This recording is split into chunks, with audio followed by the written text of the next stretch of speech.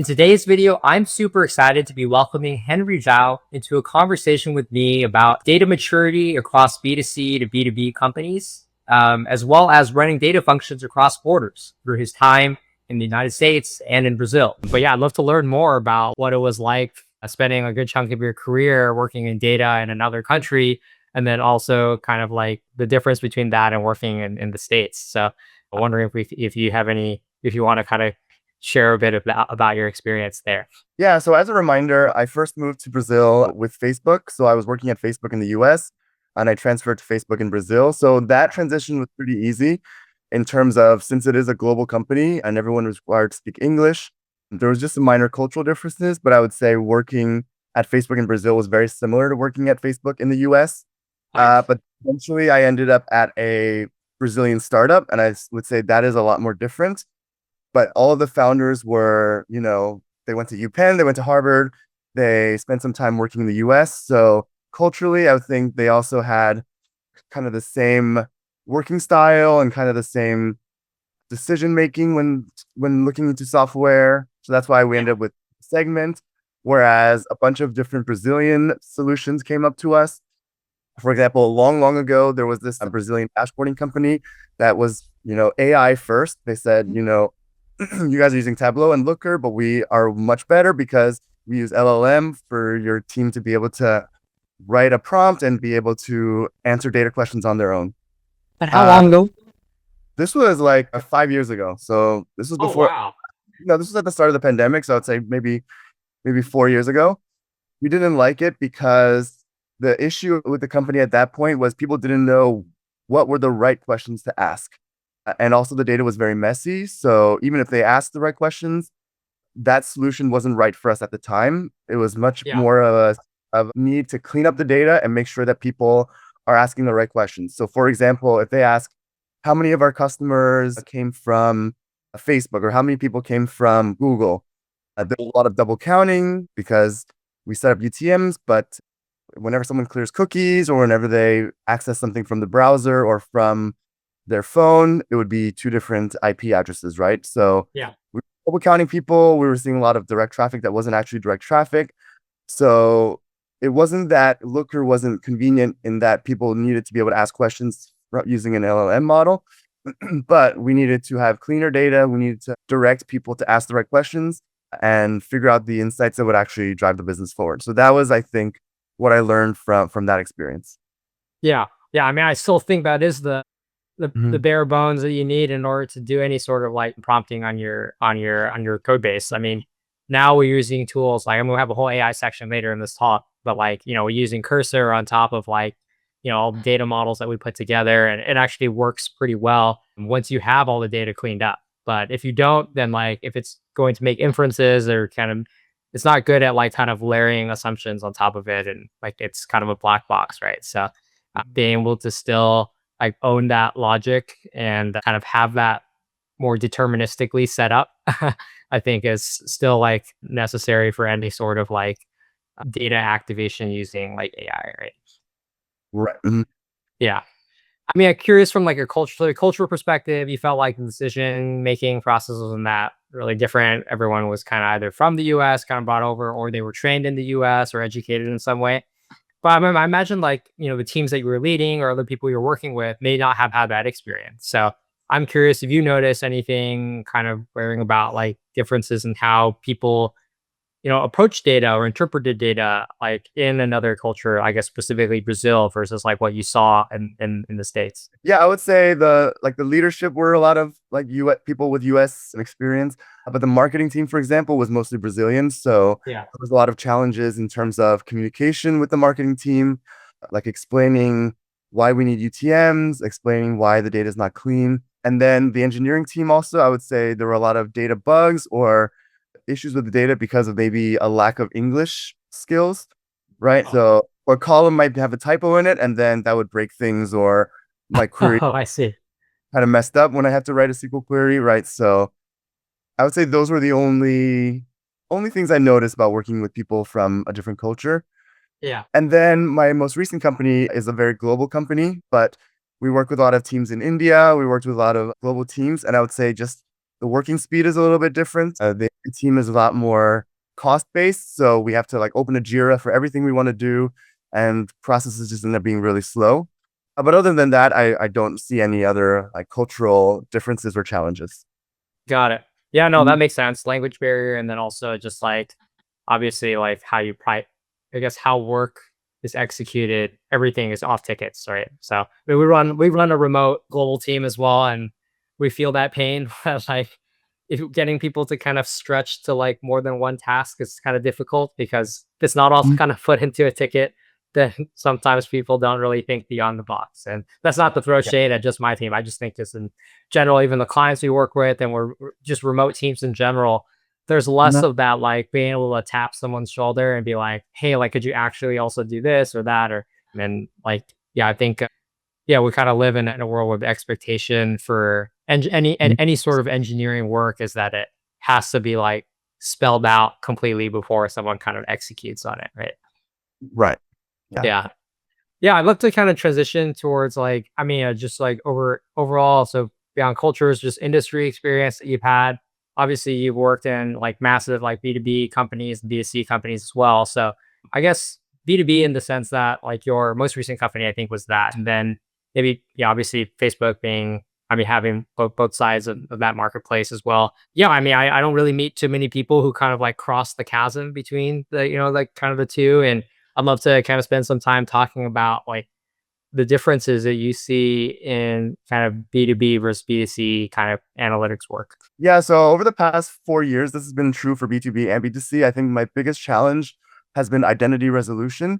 So I work a lot with marketing data, right? And so our goal is to market our product or market our service to as many people that are going to buy our product or service as possible, right?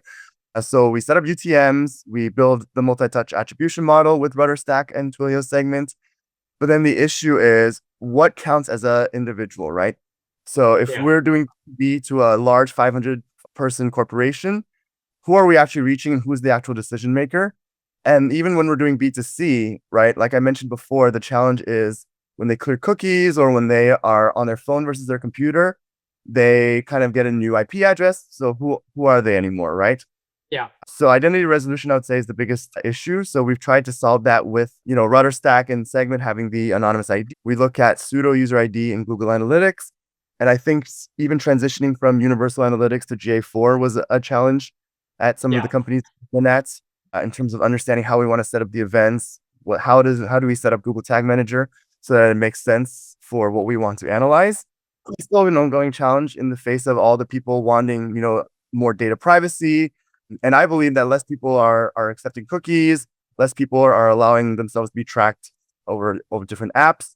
And now with GDPR and all these regulations that we have to ask, I think people are getting more privacy, but I think marketing is becoming also less effective because it's less easy to target people properly, to follow user journeys, and to get the full, customer 360 or understanding of the user's marketing journey, I would say. So Yeah, I yeah. I mean, so let's yeah. talk about the identity resolution piece a bit more. I echo you on the UTM piece. Like, I remember when I started doing like any kind of just trying to identify anonymous users, and when the first, when some of those, big regulation changes happened, I would say that, UTMs maybe like 10-15% was like kind of insolvent or like, people it was clear that it was kind of leading you to rabbit holes. Now I'm seeing it's, 25-30%, like it's, so I think it's more and more people are opting out or using kind of Mhm. privacy first browsers and stuff. And yeah, like using any sort of like cookie based tracking is becoming less and less reliable. That said, like I think for a lot of growth stage companies, it's still directionally, helpful to be able to identify up to that. And so I think companies are evolving to becoming more okay with making decisions in some degree of ambiguity. And I think it actually creates more focus in some ways because you can clearly tell which channels are performing. You may not be able to see it for the full like kind of pie, but at least, 60-70% of your users, that like directionally that's where you need to go. And so I think this problem definitely becomes more amplified like later on as you're more mature in the market and you're not like, like being able to make optimizations to your channel investments, is Mhm. has a multi-million dollar impact to your bottom line as opposed to something that's much more insignificant earlier on. So I'm curious, kind of like your perspective on like yeah, like what point in a organization's maturity should they be worried, like kind of more concerned about identity resolution, and like what's enough to get by with, like as like a company is kind of growing. I would say at the very initial stage, the data should already be there, right? So they should Yeah, already be logging the data, logging the events, trying to identify users as much as possible, whether it's by their email or just have some sort of unique identifier that you're going to say, this is what we count as a person. Like, I think most of the time it's email, right? Like, if yeah, they fill a marketing form or they purchase anything and they provide us their email, that is going to be their ID for the start, right? Or it could be phone number, who knows? But have the data there, because if you wait till a later stage to then implement it, then you don't have as much historical data that you've gathered. And then it becomes hard to, you have to wait a lot longer for the data to start getting collected, to have enough sample size to be able to analyze what you want to analyze. And yeah, also, there's going to be errors in the way you set up your data. And I'd rather find that out in the beginning than, when you're rushing. If you're like a startup, when you're rushing to get fundraising money, or when you're rushing to show your stakeholders that, or the shareholders that the product has value and potential, by then it might be too late. So get the data yeah. set up as early as possible, but you don't need to, I think, worry about getting accurate data until you feel like you almost need to start showing value to investors or whoever it may be. Yeah, yeah. No, I think that's really good. I mean, I feel like not enough people take that perspective. So that's and it identifying the users ends up kind of being like I feel like companies push it off as much as much as they can and try to just you know they just use Google Analytics or something out of the box and just accept that that's maybe enough for where they're at. But yeah, I think being able to put a lot more attention into the upfront setup and how it yields returns later on, I think Mhm. that's a good perspective. If we can ask one more question on that point, like, so yeah, obviously you're unifying off of email, but like, some of the clients that we work with, especially in the healthcare, and I won't say too much more than that, like, you deal with fan out in your like user kind of in your user model where you end up having like 20, 30 plus like different anonymous IDs or whatever it is, like pseudo anonymous IDs, all these different things that it just gets wider and wider in terms of like what you can in your user identity graph. And so Right. it becomes harder and harder to stitch even the longer it goes on, right? So I think that's also something that's like counterintuitive. It's like, yeah, you may set it up earlier on, but then you think that you've identified your users early on, but it actually gets more and more complicated and you may have to update things like later on. So I don't know if you've dealt with that kind of problem, that fan out in the work that you've done, and curious if you have any thoughts there. No, I haven't. So, but Yeah. that's a good, yeah. Yeah. Okay. Well, I Mhm. mean, yeah, and then on the B2B side, like I think, like you said, finding the right decision maker, I think that's an interesting kind of piece as well. So, yeah, how would you recommend like a B2B kind of company like figuring out like how should they be setting up their identity resolution at the account level and at the individual level? Yeah, so I would say most, I don't know if this is safe to assume, but I would say most B2B companies use some sort of CRM like Salesforce, right? Yeah. And I think Salesforce is pretty good at setting up hierarchies and having an account ID, but also a contact ID, but also opportunity IDs, Yeah. and just understanding the graph there. But I do think there's also opportunity for Salesforce to improve kind of the identity resolution they have. When we were looking into CDPs, thinking that that might be a solution to identity resolution, we Salesforce was one of the CDPs that we were looking at, Yeah. and I think the whole team had a concern of, if you guys are good at identity resolution, why is your Salesforce product not that good at identity resolution?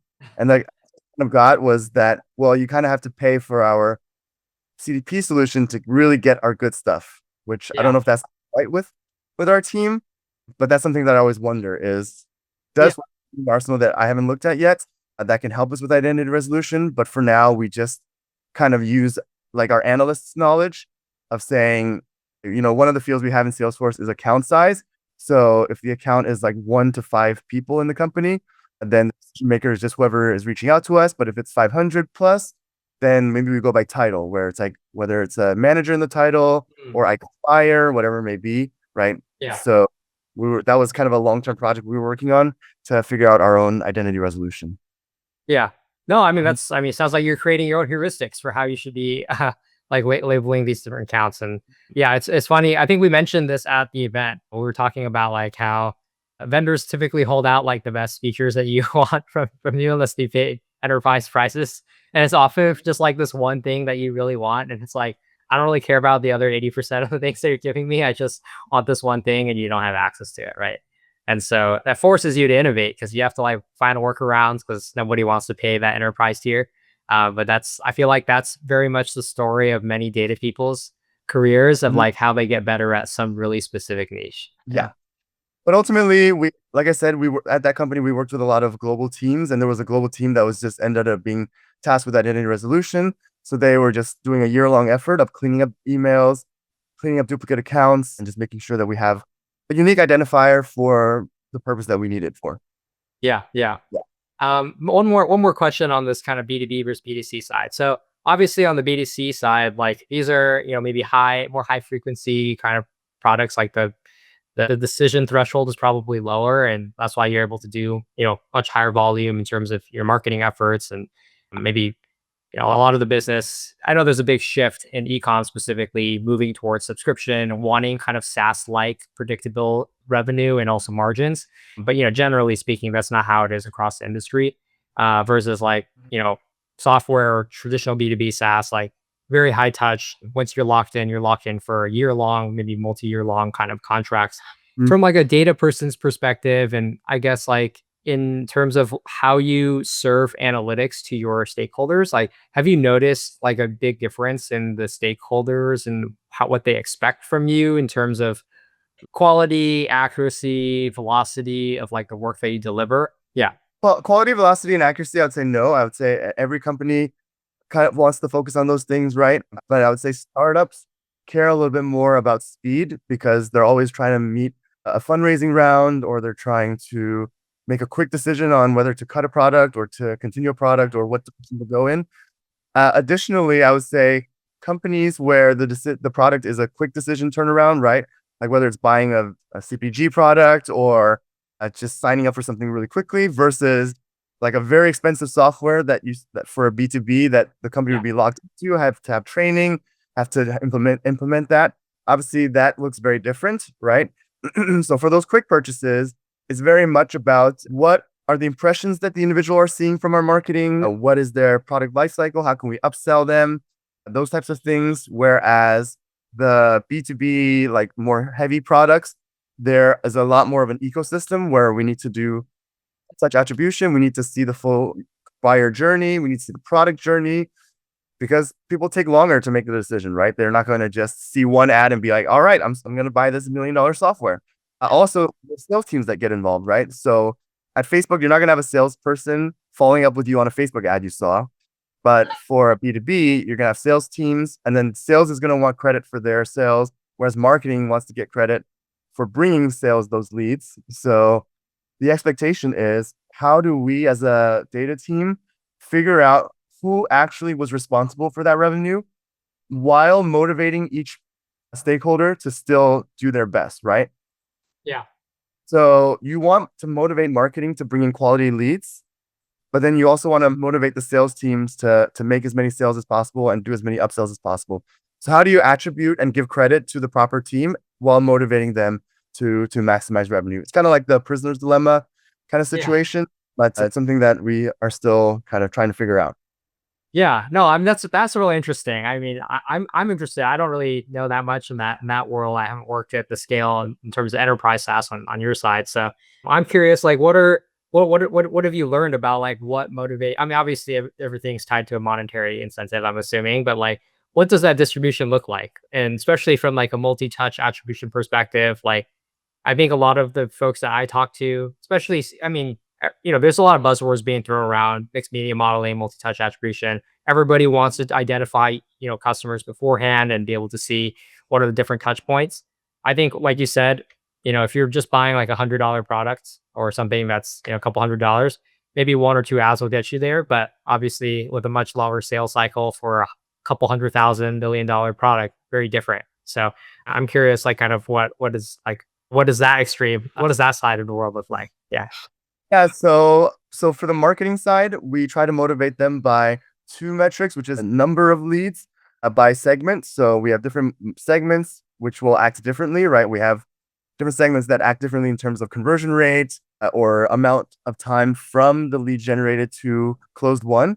And then Yeah. we also want percent closed one, right? So just assuming that every salesperson is equal and equally skilled, what does each campaign or each marketing rep bring in terms of percent closed won? So if somebody brings in a million leads, but only 1% are closed won, whereas another one brings in 100,000, but 5% are closed won, we kind of want to have that balance of you don't want to just Yeah. bring in a lot of leads, you want to bring those good leads that are easy to close. Yeah. And the sales team, one thing that we saw was people were creating new accounts from the sales team. The sales team was creating new accounts, which was leading to duplicate accounts in Salesforce because they wanted their credit. So when we were cleaning up duplicate accounts, we were trying to incentivize them from doing that, and maybe put Yeah. a like a note or something. Like we bounced an idea of maybe putting a note of like marketing brought this to us, but this was already one of our leads, and here's the proof, or like those are the kind of discussions we had on Yeah. how do we figure out if it actually was the salesperson's lead first or the marketing team's, right? Because the salespeople go Wow. to they have people that they know in the industry, so they have their own leads, but they always want credit for every single account that they work on, right? So Yeah. these are examples of some of the things that we saw and things we were trying to fix. Yeah. I mean, that's tough. I mean, it's like a hypothetical scenario. I mean, like maybe marketing is already, there's a lot of impressions for a particular account already, but then maybe like one of your sales reps like met somebody at a conference and already kind of developed that relationship. And it's kind of hard to, you can't just use like, timestamps because like, yeah, maybe the marketing impressions came first, but, and like maybe the league got brought in at some point, but like really, if you didn't have that in person touch point at a conference, like maybe that would have never even been like a live lead. So, like, I think it's a lot harder than on the CPG side, where oftentimes we're just like measuring like time, like, just differences in time, right? And are you using those like time period based calculations to assign credit? But there's a lot, the weighting mechanisms seem to be much more complicated on the, when you're considering the marketing, sales, and ad, right? Yeah, and then B2C, there's a similar issue that we had. So we talked about identity resolution and cookies being clear and things like that. So sometimes we would have influencers, right, where they would have a code or discount coupon that they can share on YouTube or Instagram, whatever it may be, and the customer can put that in at the time of purchase, and we would know that they came from the influencer, right? We don't need to look at attribution or Yeah. UTMs or like that because we have that they use the coupon code. So then the issue becomes if we look at the user journey and the person had already come in before the influencer, do we still give credit to the influencer, right? Yeah. So for a smaller startup where we want to grow the influencer base, I Yeah. would You would just give just, it. Yeah. yeah. Whereas if it's a more mature cycle and the influence is already very big, I would maybe put some limit on if they are already a loyal user or they already have an account.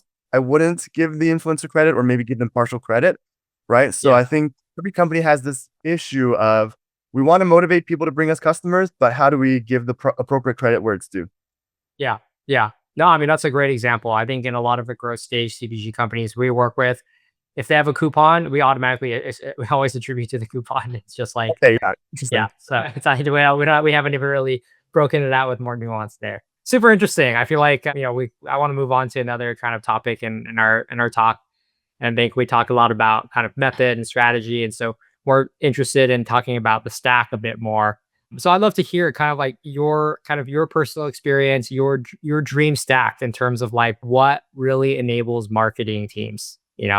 I think there's different ways to put it. Maybe it's just like what are the different tools, or maybe there's like certain like workflows that are crucial to set up. Maybe it's a combination of both. I open to your interpretation on how you receive that. I think it depends on the marketing team. I think it depends on the marketing team, the stakeholders, and their level of comfortability with the data. So I've worked at companies where I would say the marketing team has very little knowledge of data. They don't understand how the backend data works. In that case, I like having just a dashboarding tool, whether it's Tableau or Metabase or Looker Studio, where they can play around with the filters, they can request additional data, they can basically play with the data in the way that it makes sense to them. Whereas if they have a lot more experience with data, I like to give them more flexible tools. I don't know what that looks like, but maybe even giving them an ability to write SQL queries themselves, or be able to use parameters and other types of more complex filters, or be able to export into Excel and then kind of mess with the data themselves.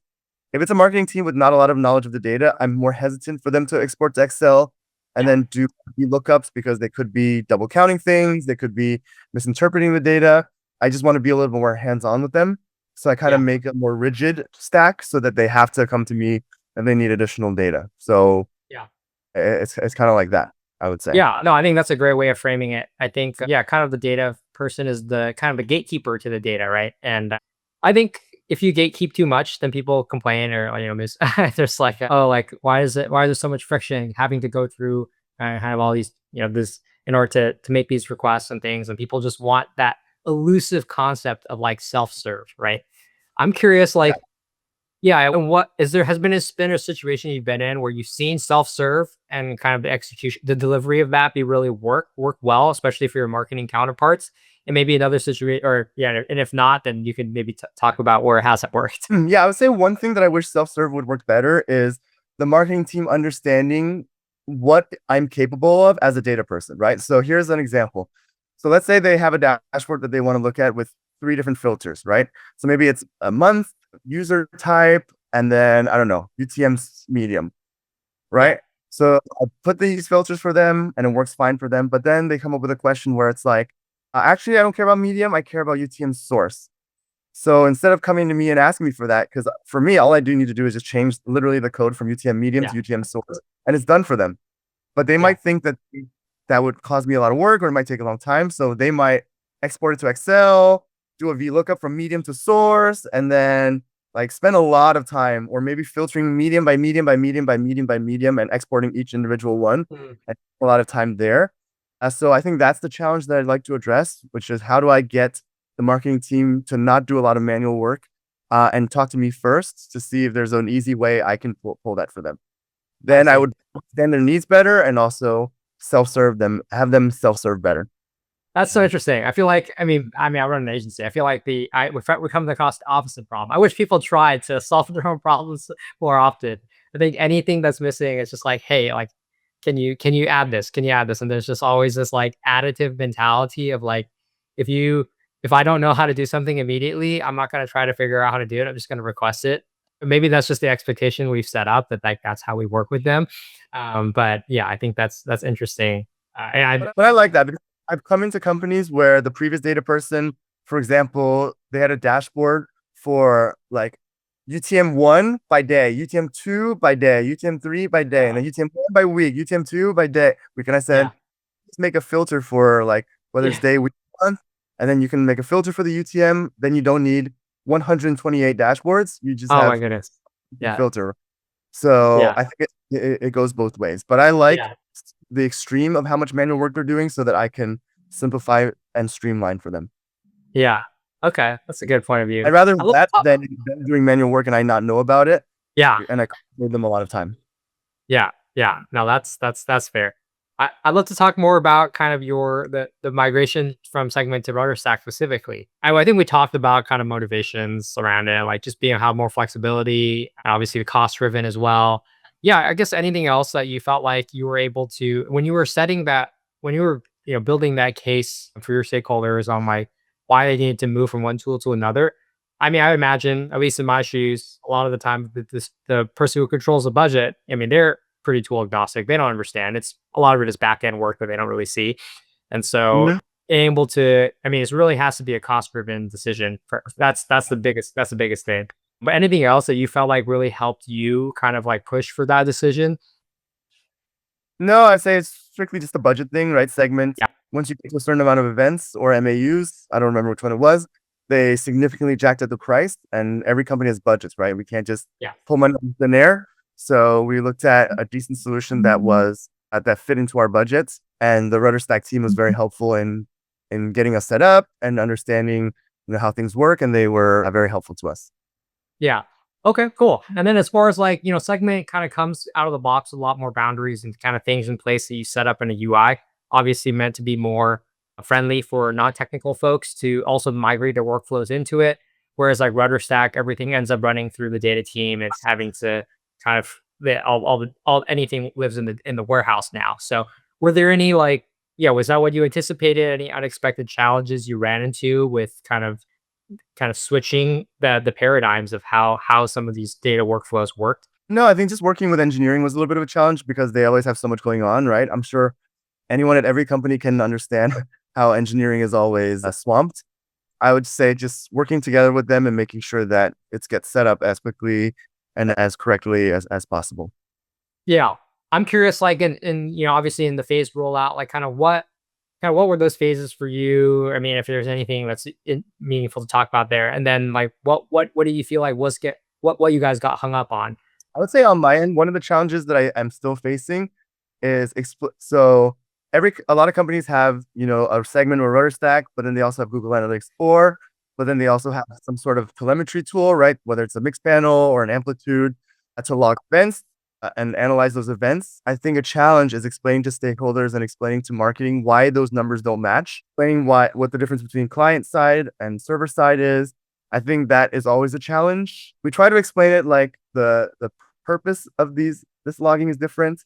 But yeah, I think it's something that still a lot of people don't understand fully. And that can lead to an erosion of trust, right? I Yeah. say Google Analytics showing me this one thing, but then Segment is showing me something else. And then we change to RudderStack and that shows yet a different number. And then our mix panel is also showing a different number. I don't know which number to trust, so I'm going to trust none of them. So that's a situation I think we want to avoid. And I think it should be up to the data person to understand what tool should be used for what purpose, and also so that it's telling at least the same story and not wildly different stories. Yeah. I mean, yeah, I think I handle those objections all the time. Like, I love to talk more. I mean, from my experience, like Google Analytics, the inflation, like like they inflate the numbers the most. And I think my kind of explanation is more of like, okay, Google Analytics, it's, directionally you get a good view of your traffic. I mean, I think, out of the box, it does a pretty good job of breaking out by channel and some of these like higher level, like when you're trying to compare channels, like Google Analytics is great for that. Once you want to drill down to user specific data, you definitely need a telemetry tool. My preference is really to instrument the events through like a segment or rudder stack rather than through amplitude and expandable, just so like you can actually get your CDP to line up with your with your product analytics tool. So I think that helps to eliminate the difference there. But yeah, as far as like handling the objections between Google Analytics and Segment, I think what I found is that really on like for the part of the marketing house that's more qualitative, maybe like the brand or web team that's responsible for bringing traffic into the website, they tend to hate the CDP tools because and the expandable amplitude or whatever because yeah, it doesn't look as the numbers don't look as good for them. Whereas like the life cycle marketers really love those tools because they don't really care so much about the top of the funnel. They just really want to be able to get their win back and retargeting campaigns really dialed in. And they love the audience building that they can have there. I don't know about if there's anything that you would add from what you've observed there. No, that makes sense. Yeah. Okay. Cool. Yeah, I Mhm. think that's good on the CDP side. I mean, I mean, ultimately ends up being like a budgeting kind of decision. And so I think for listeners that kind of are evaluating kind of what vendors to choose, yeah, I mean, ultimately, like you have to that's the primary thing that you have to work with, and a stakeholder really cares about, from a scaling perspective. I think it's important to model out your growth so that you know that when you're going to hit certain thresholds, and then things get kind of exponentially more expensive. And if you think that the company is going to grow to that point, you can. Being able to re-platform across these different tools, would you say that it's a hard effort to go from segments rudders or something like that? Can you like ladder up into it? No, yeah, I don't think it's that challenging just because I think every company provides a lot of support to make the transition. And also, once you understand the concept of how to implement it, that I think is the initial challenge. That once you overcome that, it's not a big deal anymore. Yeah. Got it. Yeah. Cool. Well, I mean, I know we're like, I mean, we might go a little bit over if that's okay, but I'd love to kind of talk more about like, yeah, your perspective on the use of AI kind of in data and specifically marketing data. I kind of sent you a few questions that are kind of just more high level things about like yeah, what does it mean for a data team to be ready for AI? But I'd love to kind of hear, for your perspective, like what's like what's like an interesting workflow that you think will really be disrupted by the usage of AI that like people may not be talking about today? Well, initially, I would just say I think a lot of companies right now over or misuse the term AI. I upper leadership says, everyone's doing AI, we've got to do it as well. Figure out for me where it makes sense. I don't I've been seeing that in person, but that's kind of how it feels to me. Because some the leadership direction comes and feels a little bit forced, Yeah. like in situations that I don't think require AI. Then a lot of people I think working in data think that they're going to use AI to write queries for them, Mhm. and I'm also not sure that that is the best use right now. I really do think that the opportunity for AI right now is bridging that gap between what marketers are asking for and what they are, so like what they ask for and what they actually are looking for, right? Yeah. Because right now humans are evaluating that, but that doesn't really need to be evaluated by humans, because if you analyze the work of thousands of data analysts, you're going to see some of the same themes. You're going to see some of the same patterns where AI can definitely swoop in and basically be a translator between marketers and data people. I think that's Yeah. where I see the most value from a data perspective. And I don't Yeah. see it as much in terms of like a marketer needing to ask, where are my users coming from, as opposed to just selecting a filter Yeah. or writing a script or asking for a specific dashboard. Like I think, you know what I'm saying? Like I think Yeah. AI doesn't need to help them ask the question. It needs to help them Yeah. translate the question. Yeah. No, I think that's a really good perspective. I think, yeah, I mean, obviously, all of these like AI kind of features that are kind of integrated into a lot of these tools have all defaulted to using like a chat base. You can ask any question that you want to the data. I don't really know if it's displacing like just having clean views set up, your preset filters. Like, there's like a routine that like operators really go through where they wake up or whatever their workflow is. Like, they're just going, checking a few different screenshots, and you're able to connect the dots pretty quickly on whether or not your key core metric is moving up or down and how you should respond to that. So being able Yeah, like, yeah. Like the analogy yeah, I would give is, if I wanted to know what the weather is going to be like this week, so I know what to wear, or yeah, or if I'm going on vacation and you want to know what the weather's going to be like in Spain, so I know what to pack. I don't need AI to help me ask what is the weather going to be like in Spain. I go to the weather app, click on Spain, and see the weather, right? But yeah, where AI comes in handy is figure out that what I'm really asking is knowing what to pack and be able to suggest you should pack ABC. Similar to marketers, right? Where are my users coming from? The marketer actually wants to know, where should I be investing more marketing dollars in, or where should I maybe stop cutting spend on? So it needs to be able to translate to insights instead of just helping ask the question to generate a query. That's yeah, basically what I'm saying.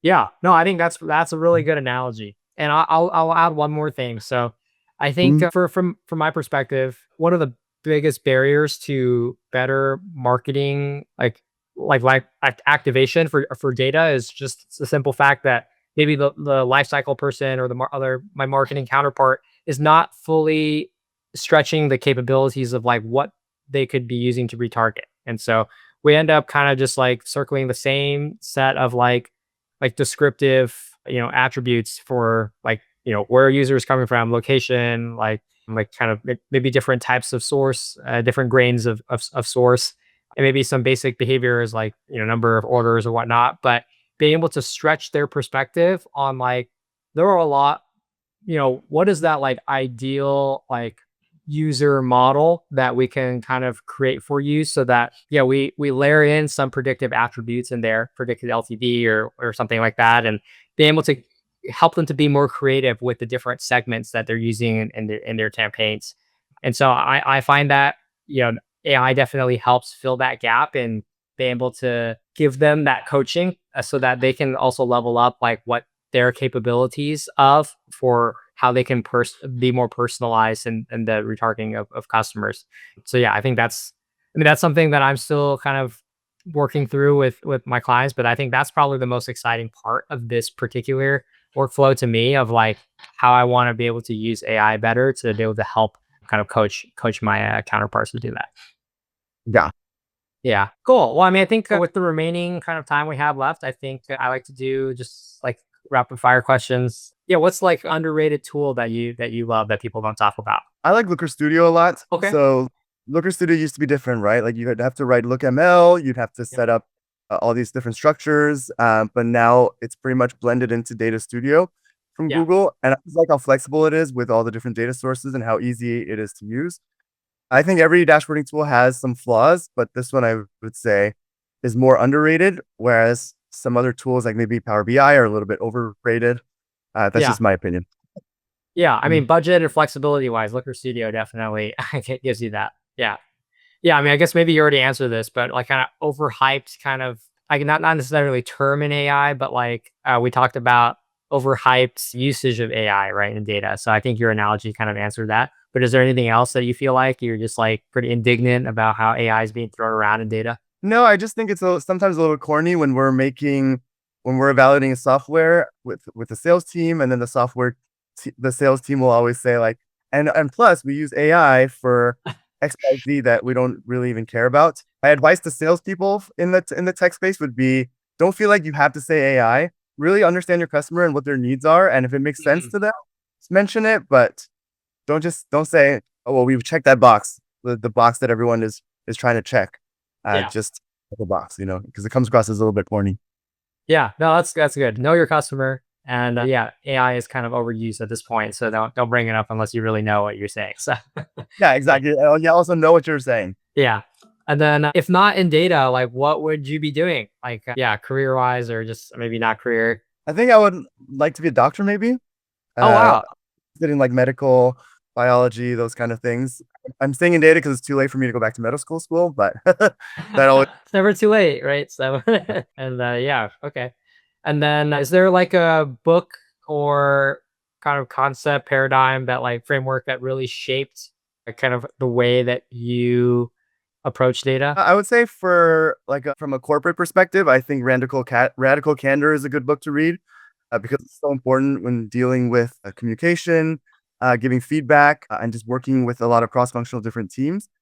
From a fun perspective, there's a book that I think is really fun for people that like data, which is called Dataclysm. It's Oh, basically that talks about the data behind a lot of sociological concepts, like dating, as one example. So one thing they did is they ran a lot of data from OkCupid to say like, what are the differences between what men look for and what are the differences between what women look for, and the charts are super interesting. oh wow. I got to read that book. I haven't read it before. That's so interesting. Really Yeah. interesting, yeah. But it's more Yeah. about hobby type of, yeah. You're not Yeah. gonna, yeah. Yeah. And Radical Candor is actually a book that I would recommend as well to a lot of data folks. It's like it's not really technical books that you need at a certain point. Like more than half the battle is communication. And so yeah, you guys got Mhm. to be a really good communicator if you're going to go far in data. Yeah. Yeah. Mhm. Yeah. Okay. Well, I mean, that's that. Thank you for kind of bearing with us as we kind of, I mean, yeah, we're kind of coming up on time. So, yeah, it's really great catching up and kind of talking through some of these topics that have been on my mind that I wanted to chat with you about. So, hope you enjoy your time off. I know it's been a long run. And yeah, I mean, I guess I'll be in touch. I won't bother you while you're on vacation, but maybe in a couple weeks when you're back, then we'll find something. No, bother me anytime. Yeah, I'm looking forward to following up. Okay, cool. All right. Well, thanks for your time, Henry, and I'll talk to you soon then. Thank you. Take care. All right. See ya.